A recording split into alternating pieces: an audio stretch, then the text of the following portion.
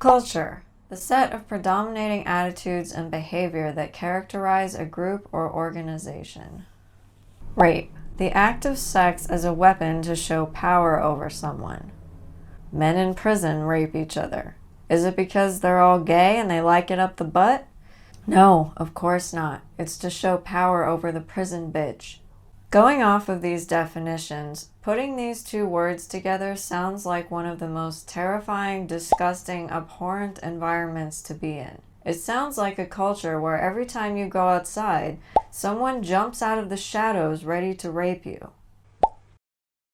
Hearing the term rape culture being thrown around by feminists as they constantly bitch and moan about how terrible college campuses are is insane. I went to college, unfortunately, but fortunately, I have never been groped, let alone raped. Yet I hear this statistic constantly nowadays. 1 in 4 women are raped on college campuses. Was I just incredibly lucky? Am I just incredibly homely, so no man would ever want to touch me because I'm so appalling? Or is the statistic just a fucked up lie to drum up a narrative for political purposes? I'm thinking it's that. Today, I'm going to look into this phrase rape culture, not just what the left claims it is, but to also find out that if such a terrifying thing does exist, what it would actually look like.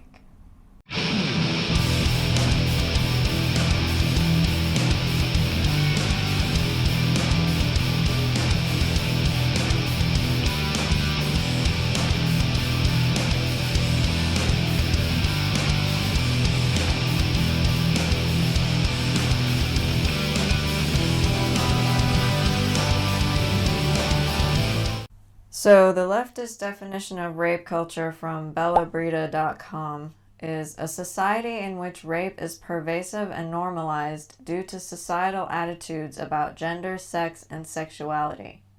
I'm going to break this definition down a little more. It starts with the word pervasive, which means to spread throughout and affect everything it touches.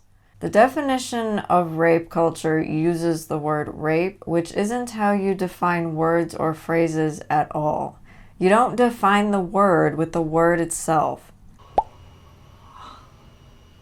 Leftists don't seem to understand this basic English concept.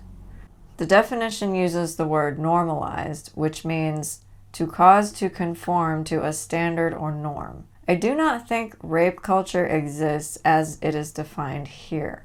I do not see rape in America as an act that spreads throughout our society as if it is a standard that we are all okay with. It's actually the opposite. Most decent Americans think rape is one of the most heinous crimes a person can commit. We have an entire television show that deals with how shitty rape is and dedicated itself to writing 20+ seasons of trying to catch rapists. Rape is right up there with murder for taking first prize for disgusting behavior. Rape in America is most definitely not a standard or a norm, and to suggest so offends me as an American.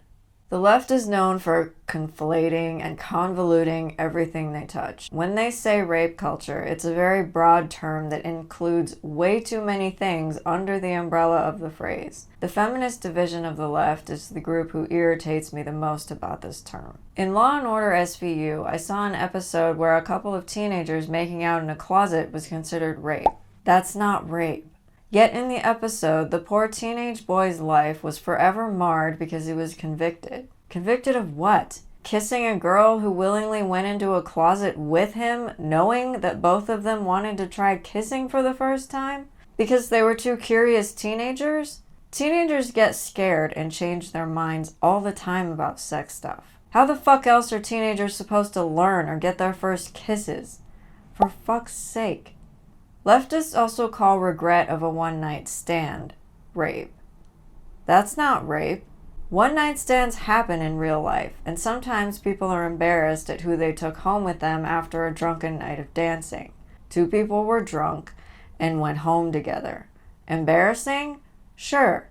Mistake? Maybe. Regret? Yes. Rape? No!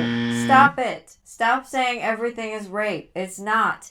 When you do this, When you dilute rape as an action, you take the actual terror and horror out of it. Do not do that. It will not lead us down any path we want to go down. Can't even with this shit.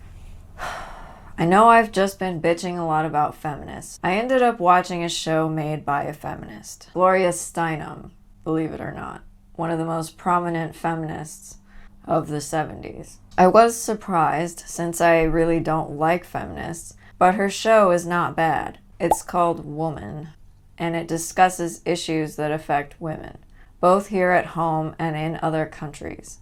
The first episode was an actual modern-day description of a country who has what I would consider a rape culture. The Democratic Republic of Congo in Africa, which, after seeing the state of the country in the show, I would consider neither a democracy nor a republic. I would consider it an oppressive, misogynistic nightmare. Congo suffers from extreme poverty, with only certain sections of the country seeming to have any semblance of civilization, whereas the rest of it remains jungle. There has been a war going on whereby Rwandans and Tutsis are attacking villages rich in mineral deposits to try and steal the land. These bandits rape women so often that the men of the village have had to stop being full-time farmers and form their own militias to defend their villages. They have to spend all day defending their villages because these bandits just keep on coming in and raping the women. Several women shared their stories. One woman had watched as her 7 children and husband were shot in front of her. Then she had boiling water poured on her. Then 12 bandits proceeded to rape her in succession while she laid next to her dead family in the dirt. That is rape. Luckily for her, she did not get pregnant from the ordeal. Yet another woman shared her story, and she did get pregnant after she was raped on top of the corpse of her husband, with her children listening in the other room. After that, her 2 younger daughters were also raped, and both of them became pregnant as well. One was 12 and one was 14. That is rape. This woman and her 2 daughters went to her husband's family to try to get help, but her husband's family blamed her for staging the rape and plotting to steal her husband's money, so they shunned her. What is that? See, that would be victim blaming for real. After this, her husband's family refused to help her because they're jackasses. She started trying to help other women who were victims of these bandit rapes, and up to the date of the episode, she said she had helped 10,341 women.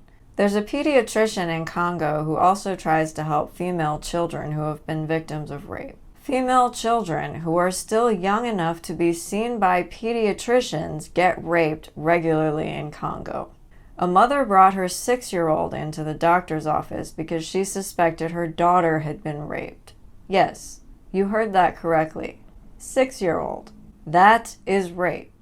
The National Military of Congo is also part of the problem. One time, 38 soldiers were charged with raping 200 women. Jesus Christ. The justice system managed to convict 2 of the soldiers, then claimed they had made great strides in seeking justice for the problem of rape in their country.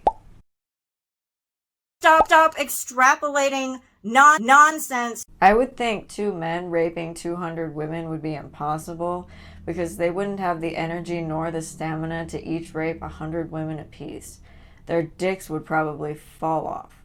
What I've just described here that happens in Congo, I would consider rape culture. They have a pervasive, normalized society whereby women can and probably will get raped at least once in their lifetime, even by people they are supposed to be able to trust. These people they are supposed to be able to trust also seem to have no desire to fix any problems because they think that this is normal. So that would be rape culture, where they're not really offended by hearing that 200 women got raped. So before you go around here in America complaining that your life is so oppressive because of capitalism or hierarchies, think about the Congolese women who who cannot wake up every morning knowing their safety is guaranteed. Be grateful that here in America we do have choices to go places where there are less likely probabilities that we will end up in dangerous situations, unlike the Congolese women, many of whom were raped in their own homes. That is actual oppression. In America, we do have pockets of dangerous neighborhoods, but in America, we also have safety. We have caring people. We have 911. We have common decency. We do not have rape culture. In the meantime, stop bitching, stop complaining. For the love of God, enjoy the luxuries you have as an American citizen, and I will see you on the next video.